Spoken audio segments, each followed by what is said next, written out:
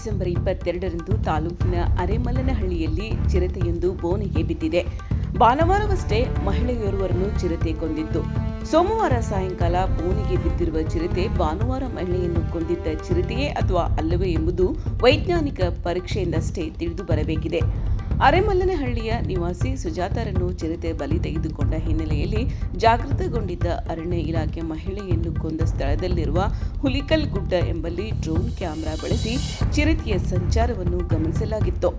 Drone ಕ್ಯಾಮೆರಾದಲ್ಲಿ ಚಿರತೆಯ ಓಡಾಟದ ದೃಶ್ಯ ಕಂಡು ಬಂದ ಬಳಿ ನಿನ್ನೆ ಚಿರತೆಯಿಂದ ಮೃತಪಟ್ಟಿದ್ದ ನಾಯಿಯ ದೇಹವನ್ನ ಬೋನಿನೊಳಗೆ ಇಟ್ಟು ಬಹಳ ನಿಗಾದಿಂದ ವೀಕ್ಷಿಸಲಾಗುತ್ತಿತ್ತು. ಅರಣ್ಯ ಇಲಾಖಾಧಿಕಾರಿಗಳ ಕಾರ್ಯಾಚರಣೆ ಯಶಸ್ವಿಯಾಯಿತು. ಸೋಮವಾರ ಸಾಯಂಕಾಲ ಸುಮಾರು 5:40 ವೇಳೆಗೆ ನಾಯಿಯ ಮಾಂಸ ಸೇವಿಸಲು ಬಂದ ಚಿರತೆ ಸಲೀಸಾಗಿ ಬೋನಿನೊಳಗೆ ಸೆರೆಯಾಯಿತು. ಭಾನುವಾರ ಗ್ರಾಮದ ಮಹಿಳೆಯನ್ನು ಕೊಂದ ಹಾಕಿದ್ದ ಸಂಗತಿಯಿಂದ ಗಾಬರಿಗೊಂಡಿದ್ದ ಗ್ರಾಮದ ಜನರಿಗೆ ಚಿರತೆಯೊಂದು ಸೆರೆ ಸಿಕ್ಕಿದೆ ಎಂಬ ಸಂಗತಿ ಕಾಳ್ಗಿಚ್ಚಿನಂತೆ ಹಬ್ಬುತ್ತಿದ್ದಂತೆ ಆತಂಕ ದೂರವಾಗಿ ಸಮಾಧಾನದ ನಿಟ್ಟುಸಿರು ಬಿಟ್ಟಿದ್ದಾರೆ.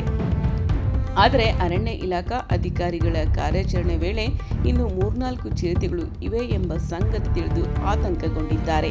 ಒಂದೇ ದಿನದಲ್ಲಿ ಚಿರತೆಯೊಂದನ್ನು ಹಿಡಿಯಲು ಯಶಸ್ವಿಯಾದ ಕ್ರಮಕ್ಕೆ ಶಾಸಕ ಎಂಟಿ ಕೃಷ್ಣಪ್ಪ, ಜಿಲ್ಲಾ ಪಂಚಾಯಿತಿ ಮಾಜಿ ಸದಸ್ಯರಾದ ಎಬಿ ಜಗದೀಶ್, ಪಿಎಲ್ಡಿ ಬ್ಯಾಂಕ್ ಮಾಜಿ ಅಧ್ಯಕ್ಷ ಹೇಮಚಂದ್ರು ಸೇರಿದಂತೆ ಹಲವರು ಅರಣ್ಯ ಇಲಾಖಾ ಅಧಿಕಾರಿಗಳಿಗೆ ಅಭಿನಂದನೆಯನ್ನು ಸಲ್ಲಿಸಿದ್ದಾರೆ.